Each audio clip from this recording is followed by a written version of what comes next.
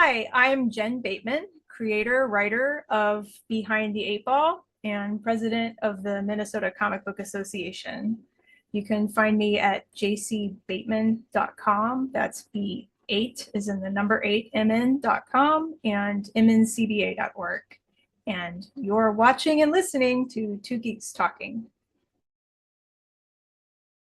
Good morning, afternoon, evening, everyone. Two Geeks Talking is an entertainment industry interview show where we interview the creative people from the comic, film, TV, movie, and video game industries. And of course, I'm your host, Kurt Sasso. We're joined today by a very talented creator and writer. They haven't been on the show in a few years, and it's good to have them back because we're talking about Behind the Eight Ball. We're talking about the MNCBA show, which is going to be in fall and in October. I'll let them tell you all about this. Here we're joined by the ever-talented Jen Bateman. How are you doing today? Great. Thank you for having me back. That's good to have you back here. You know, for those that don't know anything about yourself as a creative person, tell us who you are and what you're bringing to Two Geeks Talking today. I am an all-around creative, so I draw, I write, I copy, edit, I market, I make websites, I do it all. I have been creating autobiographical webcomics since the early 2000s. My current project, Behind the Eight Ball, launched about a year ago. And I'm also the president and creative director of the Minnesota Comic Book Association, a small press focused comic show, big little old style comic book convention here in the Twin Cities. It has been a few years since we've last spoke. I'm glad you're doing well. I've always loved your creative work when it comes to either your illustrations or your writing here. Actually, let's dive into your creative process. If you were forced to reduce your comic making process to only 2 hours a day, what would you prioritize and what would you cut out? My comics take about 20 hours to make, so there's literally no way I could do that. Even the rough drafts take longer than that, and I would say some of them that get really detailed can take upwards of 30 to 40 hours for the whole thing. So my creative process is pretty simple. However, I script the comics that I'm working on have a lead time of 2 to 3 years from when they were written, so it's such a gap of time that I can really effectively act as my own editor because I'm like, wow, I wrote this. And then I do a rough draft on paper, just cheap graph paper with red and blue pencils and Sharpie markers or pens, and then I scan it, and the finishing process is all digital. So it's pretty basic process. Do you enjoy that type of long format when it comes to your creative process? Does it give you a good headspace going into the creation of your comics, or is it just a process you've fallen into that's just worked for you? Part of it was unintentional because I wanted to just do a chunk of the scripts and then do a chunk of the drafts and then finish the work. That has taken longer than I expected to, which is the mantra of creatives everywhere, right? Wow, I underestimated that one.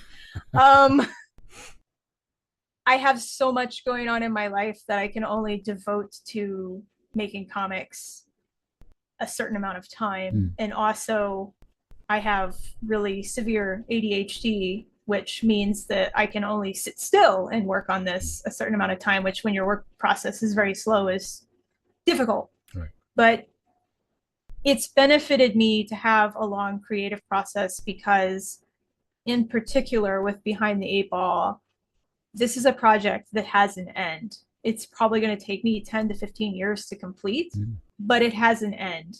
The end is going to be at some point to be determined around the present time currently.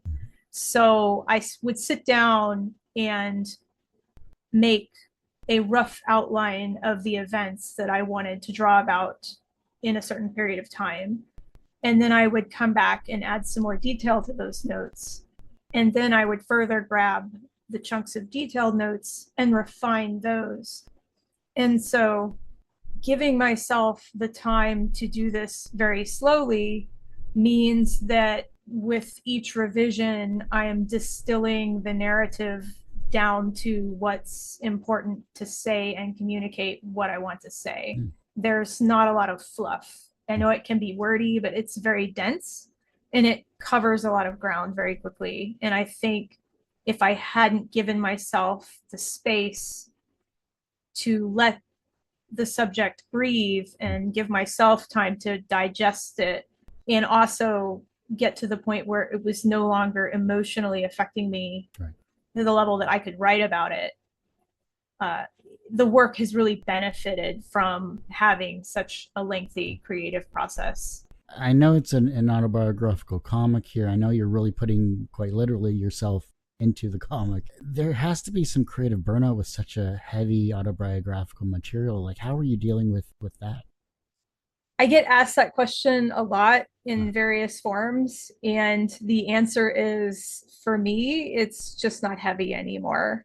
Being able to write about it and draw about it is really the last step in me emotionally processing these things. So if it was still affecting me deeply, I wouldn't be able to make this work in the form that it is.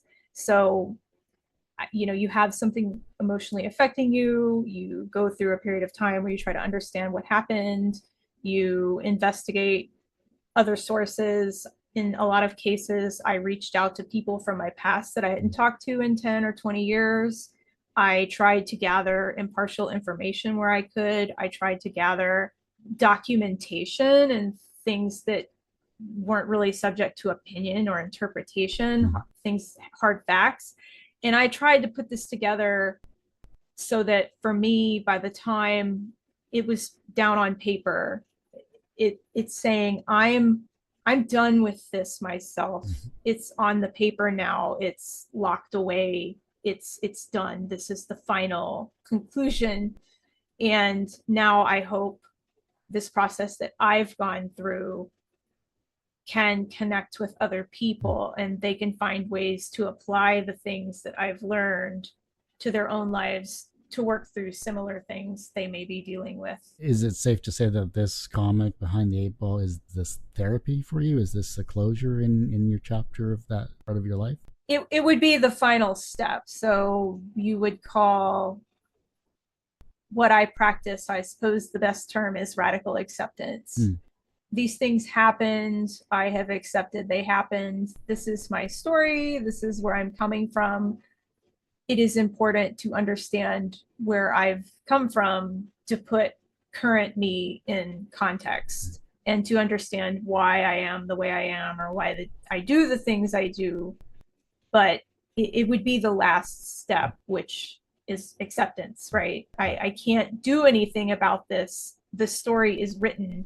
It's there, it's in digital ink, but ink, and so this is the final step. This is closure, though I'm not fond of the term closure because it's sort of an illusion. But because you have such a long process, if you had to hire a productivity coach for your art, but it could only be a fictional character or historical figure, who would it be and why? Oh my God, I have I don't read fiction. I don't know. Sherlock Holmes. There you go. I feel like we would probably get along very well. What would it be about Sherlock Holmes that you both would be comrades in artistic endeavors? I think we're both truth seekers. We're both people who have a love for problem solving the puzzle, figuring it out. And I think the fictional character of Sherlock Holmes has a similar trait to me, where when it's necessary, you're able to set aside your emotional investment in a topic and purely look at the data. And sometimes you would say spurg as a slur, but sometimes in a very robotic or autistic way, that you're able to separate out the chain of events and do the detective work to determine what happened, even when it involves you, or most people would have more cognitive bias because of the emotional chargedness of the subject matter. Okay. As I was curious about that, I've kind of been using that question more recently to figure out the creative process and mindset of people on the show. So that was a good answer. I like that one. Fictitious, obviously, here. If you're stranding on a desert island and you could only have one non-digital tool to make comics, what would it be and how would you MacGyver the rest? Tool, does that include the substrate? So am I given like paper, or do I just have to pick between like a writing tool and paper? You either have a choice of the writing tool or the paper. You Oh don't have, God. yeah. So I suppose I would have my pad of graph paper that somehow didn't get waterlogged as I found myself adrift in the ocean on this island, and I would have to wait till lightning strikes a coconut tree and then fashion a piece of charred coconut tree bark into a makeshift Hmm. pencil, and these would not be archival materials, so people buying my artwork would be very unhappy. Because you work in both the physical and the digital space here when it comes to your creative process, is there a tool or an app from the digital side of things that you've stopped using that has improved your workflow? Stopped or started? Sorry, started using, my mistake. I recently, with this comic, switched to, I use a Microsoft Surface Pro 9. I don't use Apple stuff, and Clip Studio Paint. And I use that, I scan the physical drafts of the comic, and then the inking is done in Clip Studio Paint. And then when the line work is done, I move it into Photoshop on my large computer where I add the halftone patterns and paper texture to make it, the comic is meant to resemble clippings from a newspaper of comics that are pasted in one of those black square memory books, if you've ever seen one of those. And then, of course, the white narrative is my current day self narrating the story. But I would say that the Surface Pro and Clip Studio Paint is really what has made this possible for me. What I struggled with in the past when I worked with primarily traditional media is because I am so persnickety about inking. I would spend 3, 4, 5, 6, or even 7 hours inking a comic and just make some action that I found intolerable, and I would physically destroy the comic and start over because Jen does not use correction fluid. And so it became paralyzing. I couldn't produce anything because depending on my stress levels, I would not like how something was lettered or not like how dark a certain area got when I was hatching it. And so I would tear my work up and start over, and nothing ever got finished. And for people following my work, they don't see this private struggle I'm having to finish literally anything. All they see is crickets, on my website or social media accounts. Mm-hmm. And so it was very obvious to me from the start that if I'm going to do this ambitious project that I have outlined through the first 2 books and fully scripted the first volume, which is 300-ish comics, I believe, that are mostly or fully scripted. Wow. That I would need to use a digital process, because even though I'm still very slow and persnickety, if I encounter one of these critical errors of I just can't live with this, at least then I can erase the ink and just rework that one area that I really can't consistently produce without a tool that enables me to work around my diagnosed obsessive compulsive disorder. Yeah. But that's got to be tough as well too, because you put so much time into not only the planning of the book but also the creation of the book. How many volumes are we looking at? How many books are we looking at for Behind the Eight Ball? Ideally, I am planning for 3 printed collections. So it's a trilogy. They all have titles. The first title is Memento Mori. So it's got the caterpillar on the cover. Nice. And I expect it to be roughly around 1,000 pages when it's finished. Each volume should clock in between 3 and 350 pages. I plan for the printed versions to actually have sort of pseudo scrapbook pages in them. So I'm going to take a few pictures of me when I actually was a child. I have some report cards and art I did when I was young. And so there will be scrapbook pages with actual artifacts from that time period kind of interspersed Okay. throughout the comics in the print version. So like a mixed media collection, basically. Yeah, my spouse is big into decoupage Oh yeah. and gluing things to other things Yeah. and has gotten me into that, which I find very relaxing. It's Nice. very low pressure, something you can just do to chill out for a while when you need to. I love that. That's awesome. If you had to teach a 10-year-old how to make comics in 20 minutes, what would be the one exercise you would start with? I'd say just basic drawing skills. You can use stick figures, dialogue balloons. I'm not a I'm not a teacher. Comics are a pretty basic medium. I almost feel like you don't really have to teach people Mm. how to make them. If you ever heard, there's a oh gosh, it's Russia or Eastern Europe. There's thousands of years old. This schoolboy's primitive comics that he drew on paper made of birch bark. And I think even cave drawings, I think comics is just a medium that comes very naturally to anyone who feels the need to express themselves. Yeah, it's definitely something when if you come from a logical background and you're dropped into the creative sphere, it can sometimes be a daunting task. I can fully attest to that. 100%. Going back to university for fine art was an interesting experience because I mean I learned a lot about myself, but I learned a lot about the talent that was out there throughout the centuries, and it was amazing about color theory, about hidden masters that weren't part of the big four of the Renaissance, etc. And it's just amazing what art brings to life. I'm a big advocate of people expressing themselves and engaging in creative activities. Which kind of segues into the MNCBA. Let's talk about that here because I think that's interesting. I've never been to any Midwest shows, so I don't know anything about this particular show. And you being the president, I think you're the perfect person to ask. What is MNCBA and how did you get involved with this?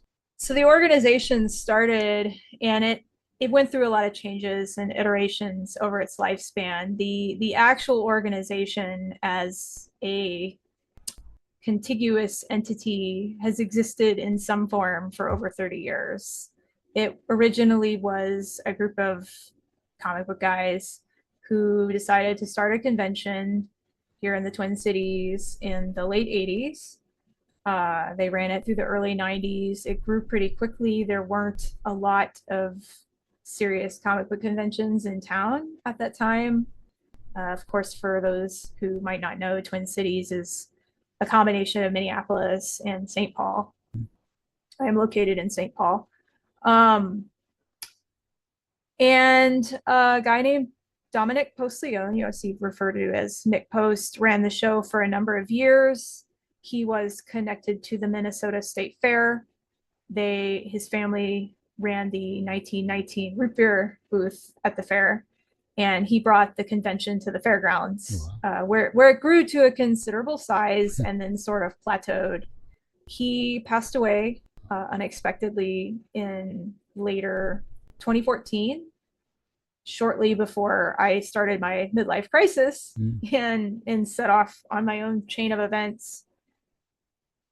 In May of 2015, I came up here for the spring show and was considering moving from Texas to the Twin Cities to Minnesota, Mm.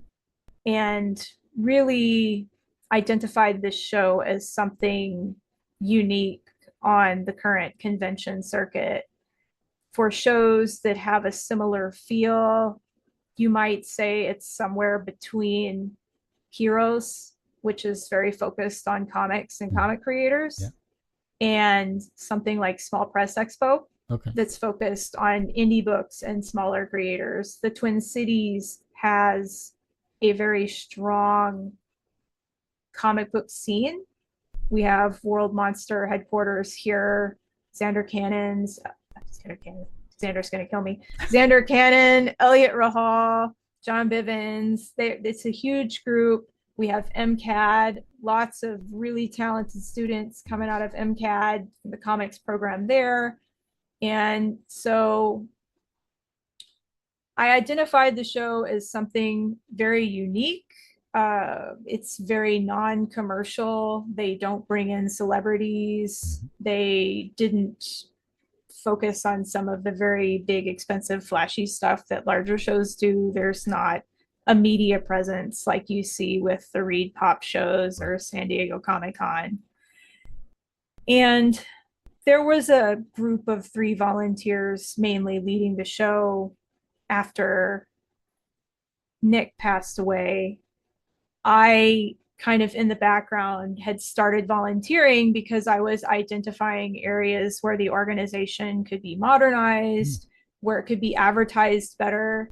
I was very interested in giving it more of a presence on the national stage so that we would be able to bring in a more variety of guests and be able to expand what we were offering our local attendees. Mm-hmm.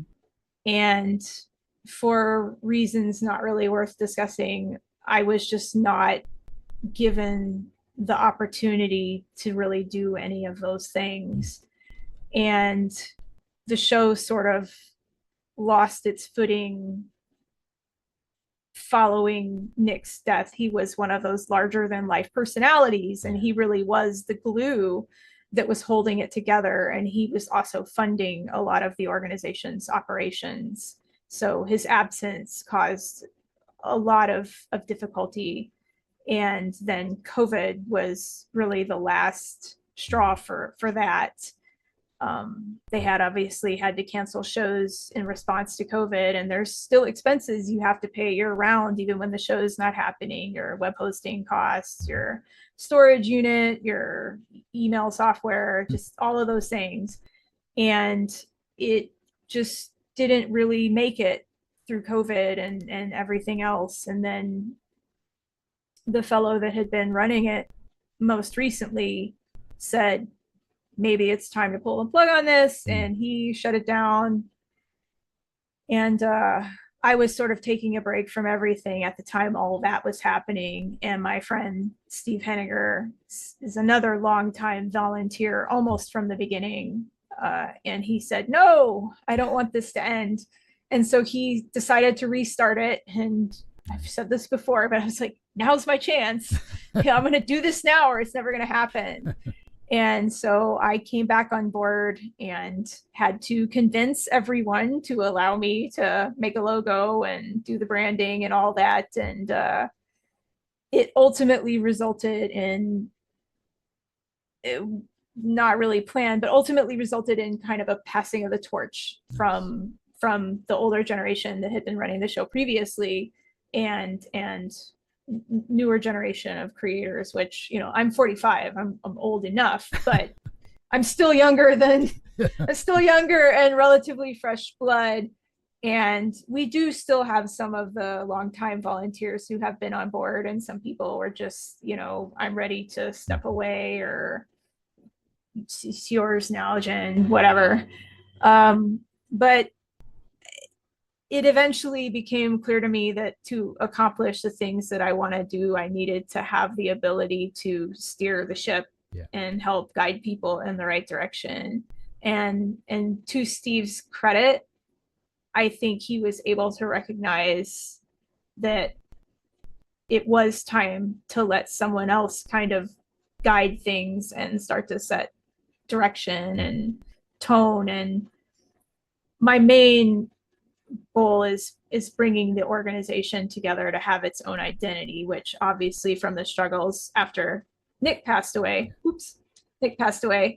it didn't have that. And so for this to be something that survives me when I can't do it anymore, it has to have procedures that are in place, written down. I want to make an employee handbook, basically, for the volunteers. Everything I do is thoroughly documented. I do a lot, but it's all documented. There's spreadsheets. We recently moved all our volunteers to a Slack chat. We have an app system for managing scheduling for the meetings and shifts for volunteering. And so it was just sort of a process of attrition where I got involved and gradually became more involved until, you know, I'm the one that is both able and willing to do the work it takes right now to keep this thing going. and hopefully find the right people over time to step into different roles so that eventually it can belong to everyone that is involved. Is there something you're looking for in an executive or in another person in the organization to kind of step up? Like this could be like a job posting technically on this interview if you wanted. There's areas where I definitely could use help. I am not able to devote a lot of time to things such as monitoring what's going on in depth in the comic industry.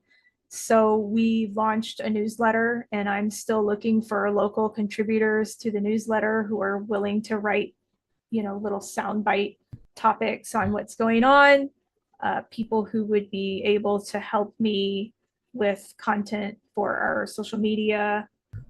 I am looking for someone with the time and ability to help us scan old show flyers and program books and transcribe written articles or using automated scanners, Yeah. edit them, and some of those kind of things where I just physically don't have the time Right.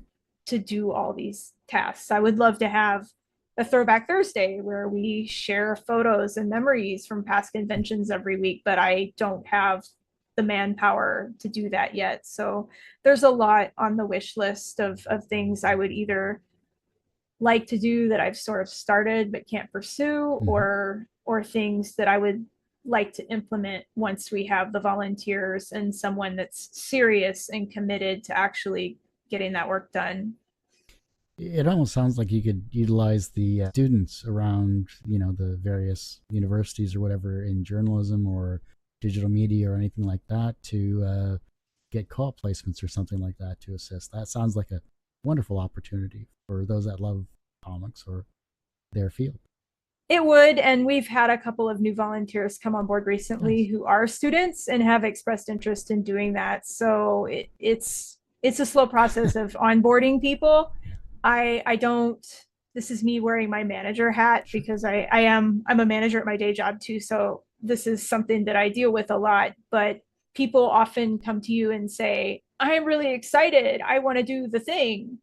And it turns out that even though they want to do the thing, they're not actually very good at doing the thing, or they don't understand how much work is involved in doing the thing. Yeah. And so they either bite off more than they can chew or overcommit. And then they're frustrated, and I'm frustrated, and everybody's frustrated. And that's no good.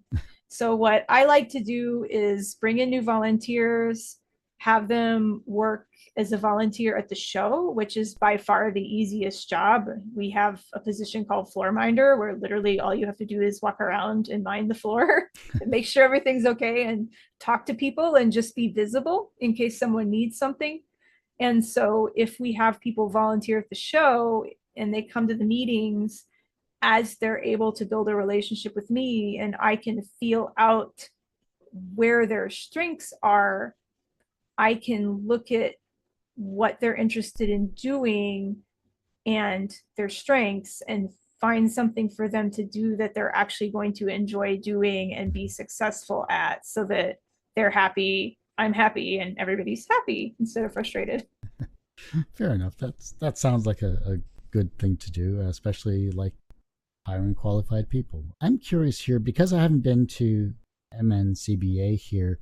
What's a hidden gem of that event or Minnesota's comic scene for that matter that people should know about? There are a lot of really talented artists here producing some really interesting and funny and unique material.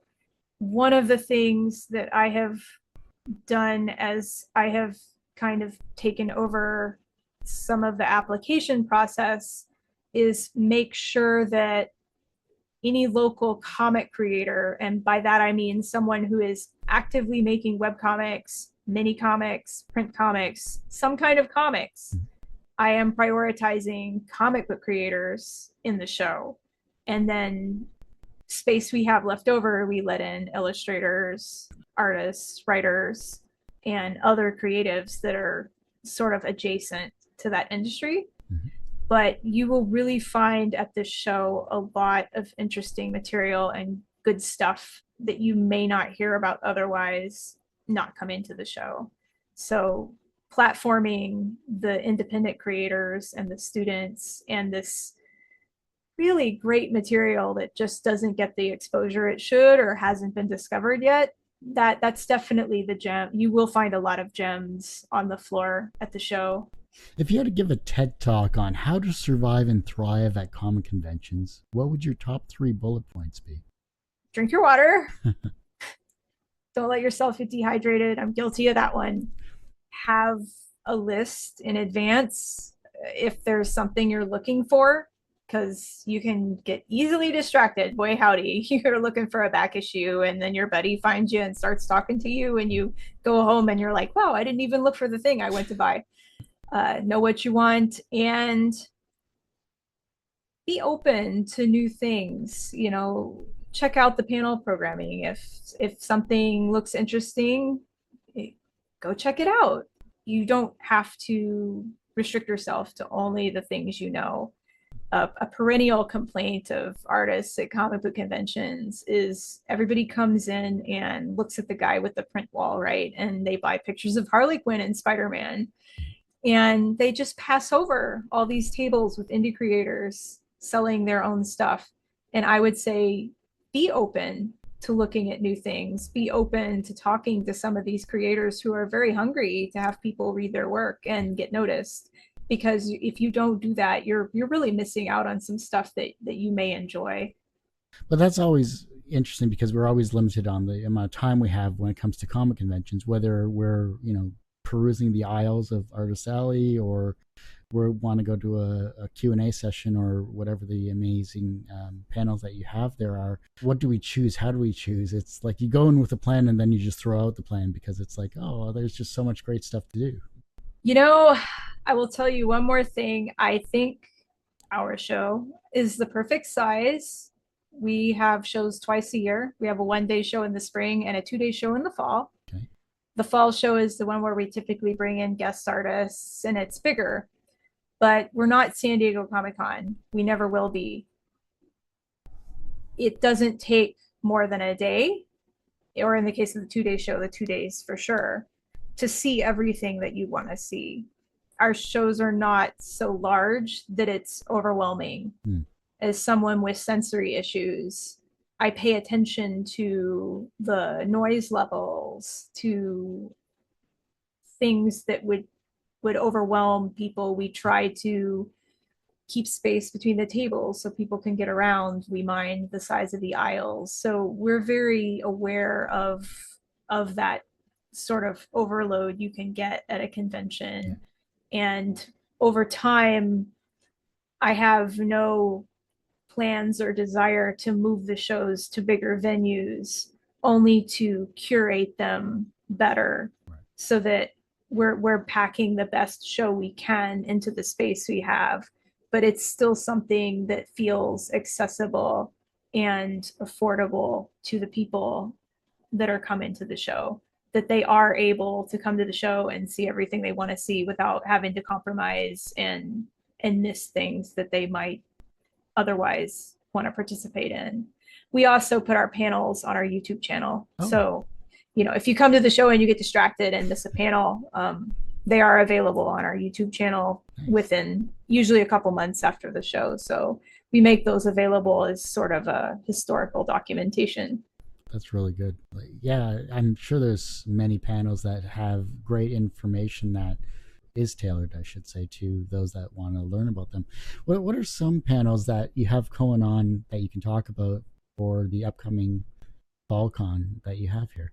We're still nailing down our panel programming for the fall show.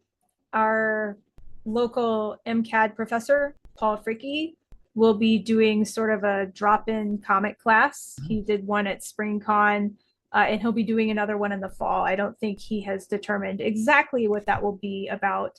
I usually try to have an artist do a comic book class. So I'm looking at who I might bring in to do a sort of make your own or draw along. Last year at FallCon, we had Jean Ha do one on Saturday, and then a Duluth artist named Jesse Switters did a drop-in comic class on Sunday. We advertised those in direct mailers to the geographic area around our show, and they don't cost anything extra to attend. Nice. At SpringCon, we had a master costumer named Bill Hedrick do a demo for makeup and costuming. Oh, wow. He's planning to come back for one of our panels for fall. And I'm actually trying to get our Sunday programming focused around cosplay, because we just brought back a cosplay contest to the show. So we're looking at, we're still planning it out, but we will have some of the same drop-in comic classes and interactive activities. I'm hoping to have a group that does zines. They do kind of drop-in zine classes at local libraries, and I'm hoping to talk to them soon about maybe coming to the show. So anything that's interactive and gets people to make stuff with their hands and actually engage is high at the top of my list. Nice. That's awesome.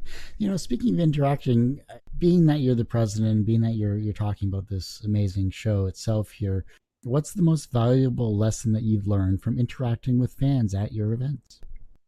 It's made me a better listener.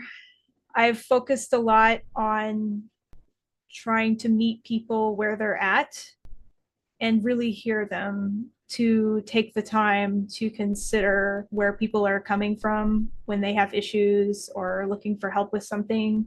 Really trying to think about, if I was attending the show, what are the things that would make my experience better?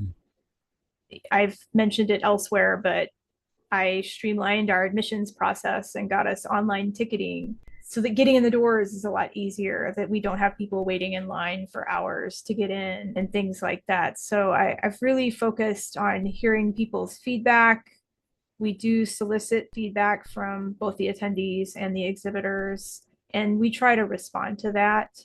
Is there anything I haven't touched on you'd like to talk about, that whether it's the convention, whether it's the comic, that I haven't asked you yet? Can I talk about AI?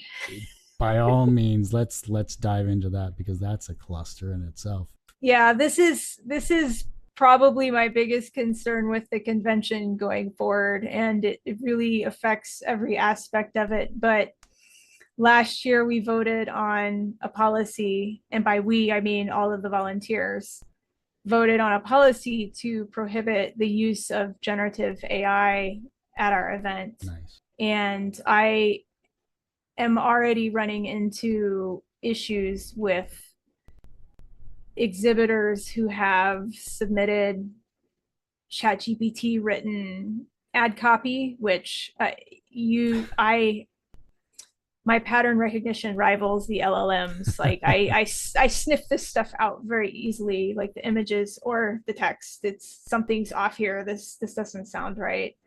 And it's very frustrating for me as someone who sees these events as a way for people to engage with their creativity and the creativity of others.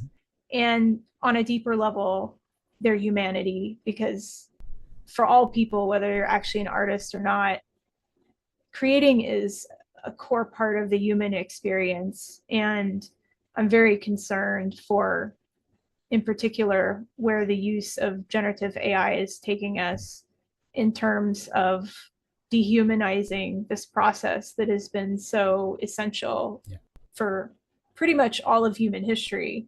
The oldest cave paintings are 40 or 50,000 years old. And more disturbingly for me, the fact that some people are unable to respect that boundary where we said we don't want this at our show, and are trying to circumvent that and get it in. And I would say, if I have one concern for the longevity of the show and how long this is going to be around, it's going to depend on how effectively we are able to maintain that boundary and keep it about work that is made by people for people and not regurgitated by a chat bot. Because for me personally, I'm putting in this work and doing this because I believe in this cause and because I passionately believe in the power of human creativity. And so if it comes to a point that we start allowing generative AI work into the show, that's you can have Gen or you can have Gen AI, but you can't have both, because that's just not something that I can morally abide. And it's getting very difficult already, and I'm not sure where it's going.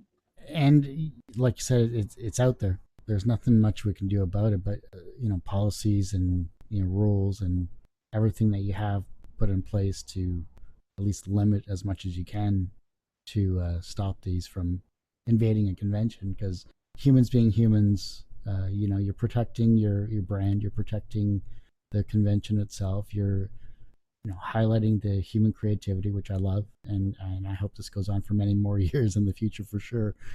But yeah, it's got to be a hard struggle.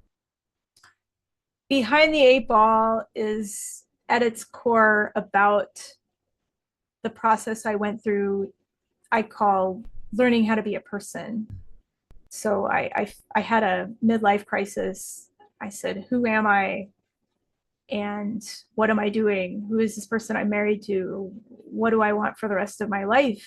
And I hit a reset button, and it was a painful, difficult process, but I went through all of the steps I needed to go through to get to the point that I'm at now and to feel like a full, complete human being and comfortable in my own skin and authentic.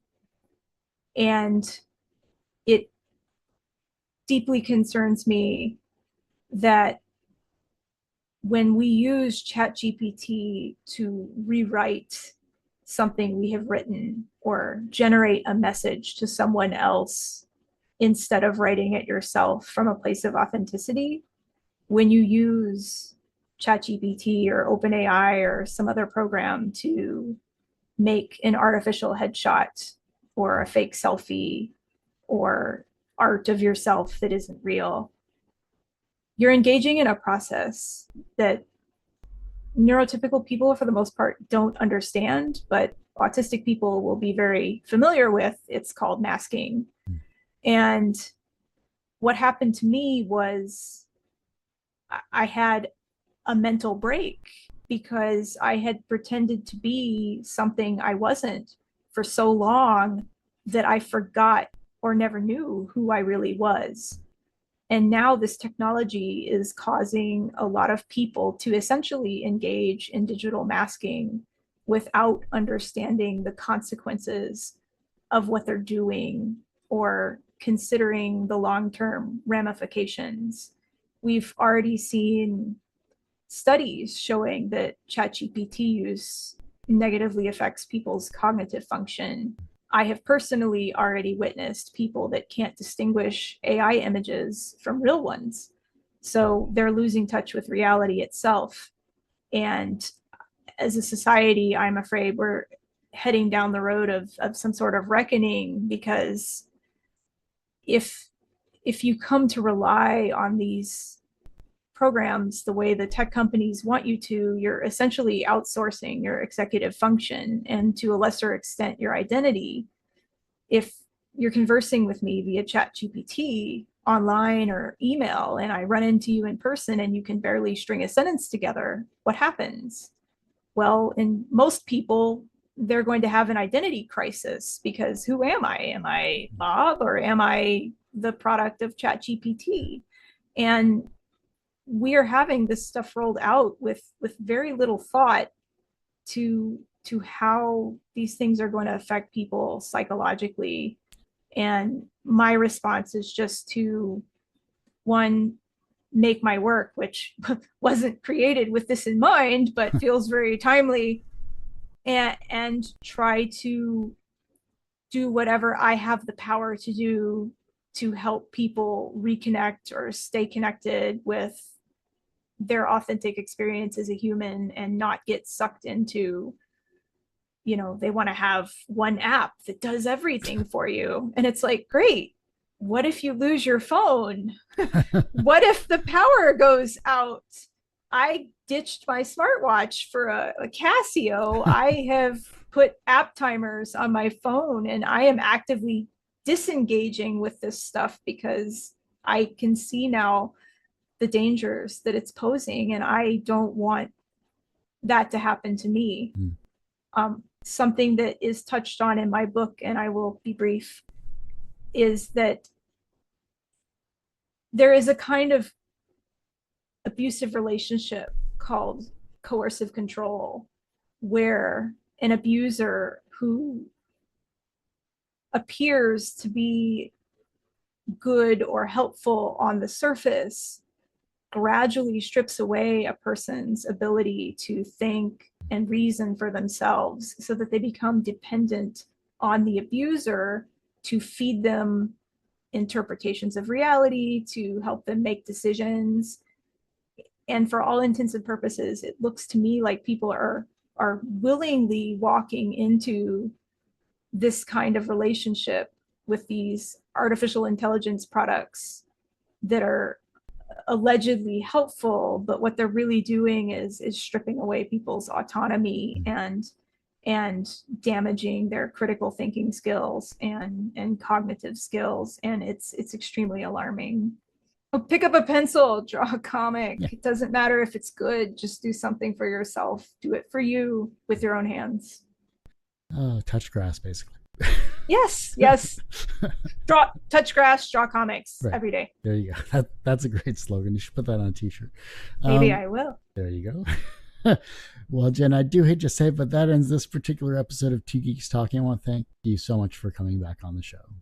Thank you so much for having me and giving me some time to talk about these things that are important. Anytime.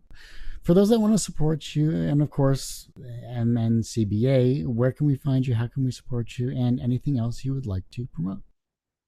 My website is jcbateman.com. It's B8MN.com. You can also just type jenbateman.com. And you can find information about the MNCBA, including applications, if you're a comic creator interested in coming to our show, at mncba.org. Well, that ends this particular episode of Two Geeks Talking. You can, of course, find this interview and, of course, Jen's other interviews on our website, youtube.com/TGT Media, because my other website's broken.